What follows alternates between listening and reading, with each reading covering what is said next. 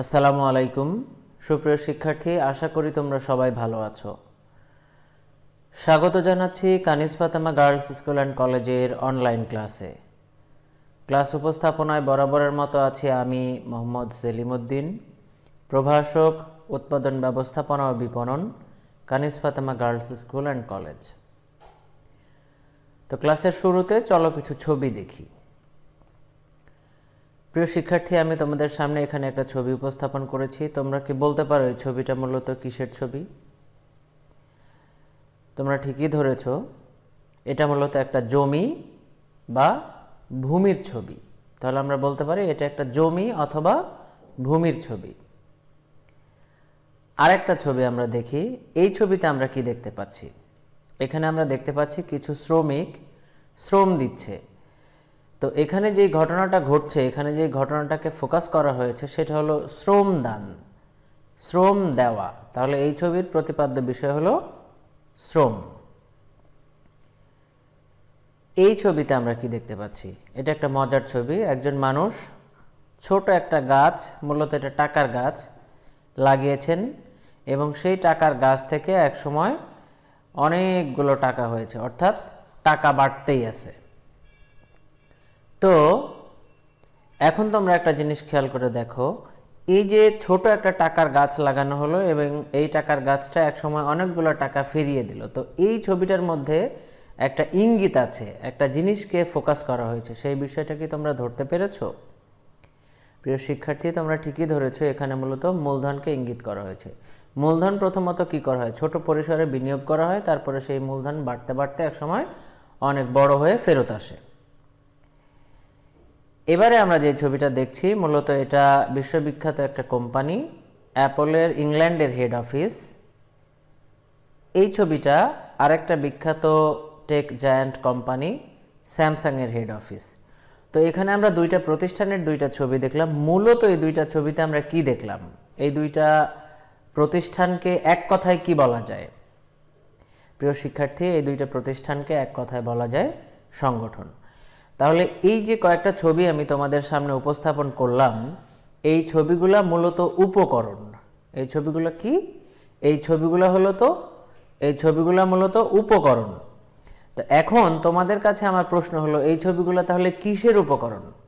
তোমরা একটু মাথা খাটিয়ে কি আমাকে বলতে পারো যে এই ছবিগুলোতে কিসের উপকরণকে ইঙ্গিত করা হয়েছে? প্রিয় শিক্ষার্থী, তোমরা ঠিকই ধরেছো, এই ছবিতে মূলত উৎপাদনের উপকরণকে ইঙ্গিত করা হয়েছে। সুতরাং দ্বাদশ শ্রেণীর রিভিশন ক্লাসের এই অংশে আমাদের আজকের পাঠের বিষয় হলো উৎপাদনের উপকরণ। দ্বিতীয় অধ্যায়ের নাম হলো উৎপাদনের উপকরণ। বিষয় উৎপাদন ব্যবস্থাপনা ও বিপণন, প্রথম পত্র। এ পর্যায়ে আমরা দেখে নেব শিক্ষণফল। এই পাঠ শেষে শিক্ষার্থীরা উৎপাদনের উপকরণের শ্রেণীবিভাগ করতে পারবে, ভূমির সংজ্ঞা বলতে পারবে, ভূমির বৈশিষ্ট্য সমূহ ব্যাখ্যা করতে পারবে এবং ভূমির গুরুত্ব ব্যাখ্যা করতে পারবে। তো প্রিয় শিক্ষার্থী, চলো আমরা মূল ক্লাসে চলে যাই। প্রথমে তোমাদের মনে প্রশ্ন আসতে পারে যে উৎপাদনের উপকরণ কি, বা উপকরণটা আসলে কি জিনিস। আর সেটা যদি উৎপাদনের হয় তাহলে আমরা বলতে পারি যে উৎপাদনের উপকরণটা আসলে কি জিনিস। তো দেখো, আমরা বলতে পারি পণ্য বা সেবা উৎপাদন করতে যে সকল উপকরণ ব্যবহৃত হয় তাকে উৎপাদনের উপকরণ বলে।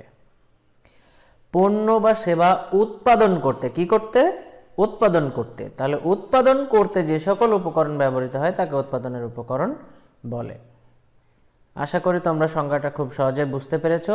এখানে একটা কথা আমি বলে রাখি, উৎপাদনের উপকরণ কাকে বলে বা উৎপাদনের উপকরণ কি, এটা পরীক্ষায় আসার মতো কোনো বিষয় না, এটা পরীক্ষায় আসার মতো কোনো সংজ্ঞাও না। জাস্ট তোমাদের কনসেপ্টটা ক্লিয়ার করার জন্য আমি সংজ্ঞাটা দিয়ে রাখলাম। সেটা হচ্ছে, যে কোনো কিছু উৎপাদন করতে গেলে যে সকল উপকরণ ব্যবহার করা হয় ওই সকল উপাদানকেই উৎপাদনের উপকরণ আমরা বলতে পারি। তো এবারে আরেকটা প্রশ্ন আমাদের সামনে আসতেই পারে, সেটা হলো উৎপাদনের উপকরণ কয়টি? প্রিয় শিক্ষার্থী, আমি কিন্তু তোমাদের অলরেডি দেখিয়ে দিয়েছি উৎপাদনের উপকরণ কয়টি। ছবিগুলো যদি তোমরা একটু নিজের স্মৃতিপটে আবার ফেরত নিয়ে আসো তাহলে তোমরা বিষয়টা বুঝতে পারবে। উৎপাদনের উপকরণ হলো 4টি। খেয়াল করে দেখো, আমরা প্রথমেই সেই চার ধরনের ছবি বা কিছু ছবির মাধ্যমে মূলত 4টা জিনিসকে তোমাদের সামনে উপস্থাপন করেছিলাম। তাই আমরা বলতে পারি উৎপাদনের উপকরণ হচ্ছে 4টি।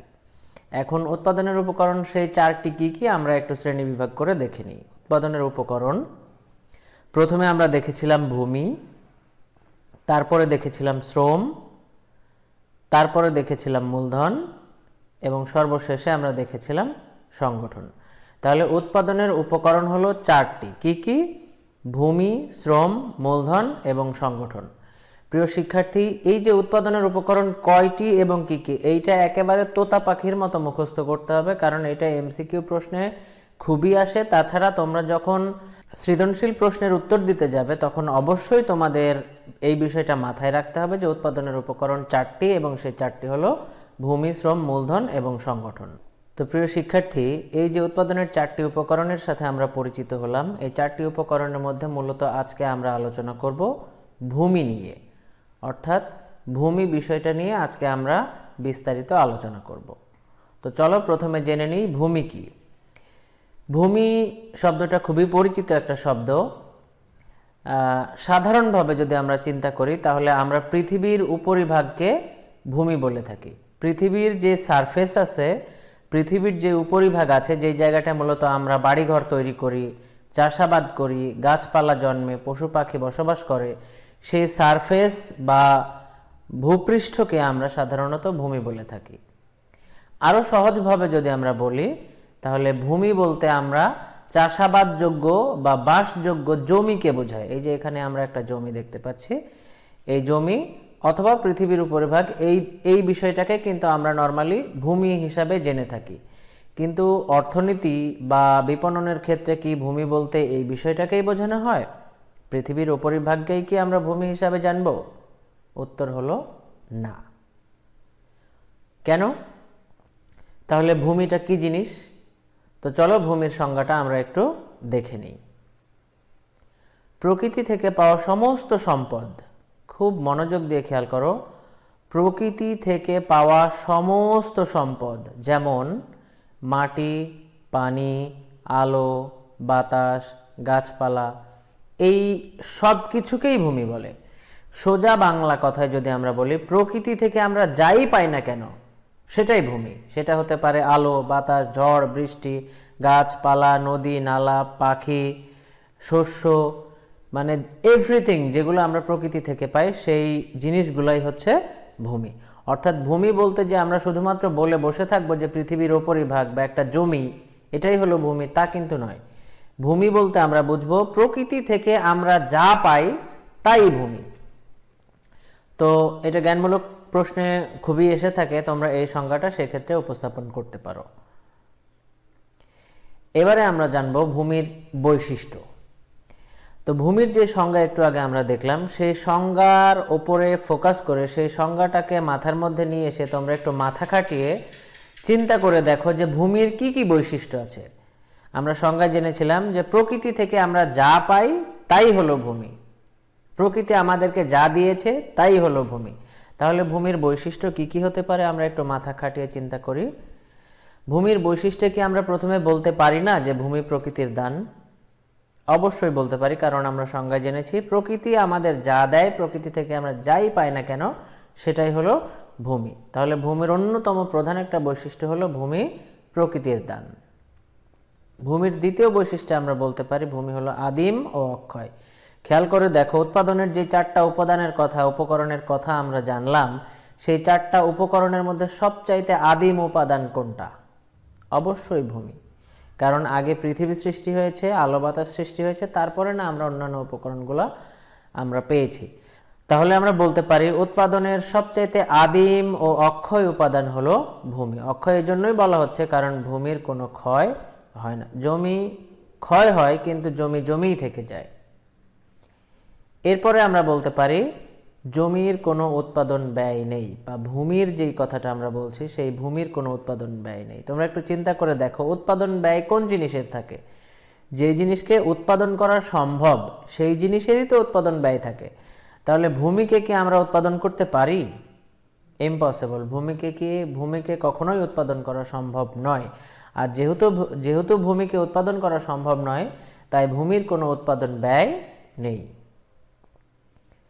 সীমিত যোগান। সীমিত যোগান বিষয়টা কীরকম? মানে সারা পৃথিবীতে যে পরিমাণ ভূমি আছে সেটা সীমিত, এটাকে বাড়ানোও যায় না, এটাকে কমানোও যায় না। আমরা কি দুইটা সূর্য সৃষ্টি করতে পারি? আমরা কি জমির 4 কোণায় 4 জন ধরে টানাটানি করে 1 বিঘা জমিকে 2 বিঘায় রূপান্তর করতে পারি? তা কিন্তু পারে না। অর্থাৎ ভূমি বলতে আমরা যেটা বুঝছি সেটা আদিকাল থেকে যেভাবে আছে সেভাবেই, এটার কোনো যোগান বাড়ানোও সম্ভব নয়, কমানোও সম্ভব নয়। তাহলে আমরা বলতে পারি ভূমির অন্যতম আর একটা বৈশিষ্ট্য হলো ভূমির যোগান সীমিত। ভূমির এই বৈশিষ্ট্যে আমরা বলতে পারি ভূমি স্থানান্তর অযোগ্য। এটা খুবই সহজ এবং সহজেই মাথায় চলে আসে এরকম একটা বৈশিষ্ট্য। ভূমি কখনো স্থানান্তর করা যায় না। এক জায়গার নদী কি আমরা স্থানান্তর করে আরেক জায়গায় নিতে পারি? একটা জমিকে কি আমরা তুলে আরেক জায়গায় নিয়ে যে বসাতে পারি? সূর্যকে কি মাথার উপর থেকে টেনে আমরা হেলিয়ে দিতে পারি? তা কিন্তু পারি না। অর্থাৎ প্রকৃতি আমাদেরকে যেগুলো দিয়েছে মূলত তার সবগুলোই কিন্তু স্থানান্তর অযোগ্য। তাহলে আমরা ভূমির যে বৈশিষ্ট্যগুলো দেখলাম আরেকবার দেখে নিই। ভূমি হলো প্রকৃতির দান, অর্থাৎ প্রকৃতি আমাদের যা কিছু দান করেছে সেটাই হলো ভূমি। ভূমি উৎপাদনের যতগুলো উপকরণ আছে তার মধ্যে সবচাইতে আদিম এবং অক্ষয় একটা উপাদান। ভূমি যেহেতু উৎপাদন করা যায় না, তাই ভূমির উৎপাদন ব্যয় নেই। ভূমির যোগান সীমিত, চাইলেই ভূমির পরিমাণ বাড়ানো বা কমানো যায় না। এছাড়া ভূমি একেবারেই স্থানান্তর অযোগ্য একটা উপাদান। ভূমিকে কখনো এক জায়গায় থেকে আরেক জায়গায় স্থানান্তর করা যায় না। তাহলে ভূমির যে বৈশিষ্ট্যগুলো আছে, ভূমির কিন্তু আরও অনেক বৈশিষ্ট্য আছে, তবে একদম বেসিক বৈশিষ্ট্য আমি 5টা এখানে তোমাদের সামনে উপস্থাপন করেছি। এই 5টা বৈশিষ্ট্যর কোনোটা বাদ দেওয়া যাবে না। পারলে বই থেকে আরও 2-1টা বৈশিষ্ট্য তোমরা বেশি করে পড়ে নিতে পারো, তবে অবশ্যই এই 5টা বৈশিষ্ট্য তোমাদেরকে অন্তস্থ মুখস্থ করতে হবে। তো এবারে আমরা চলে যাব ভূমির গুরুত্বে। ভূমির কি গুরুত্ব আছে?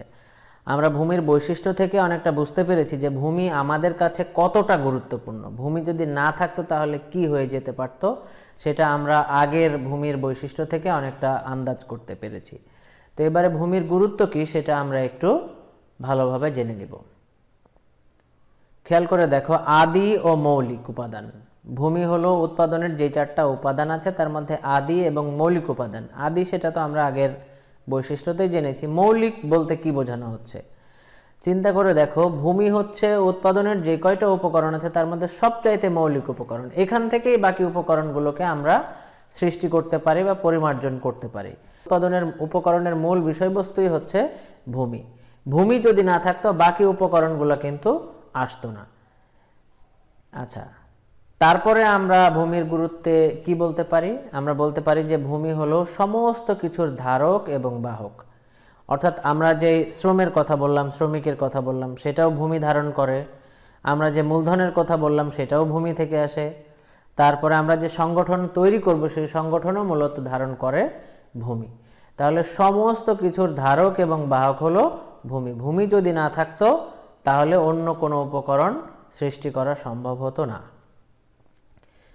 যোগানদাতা।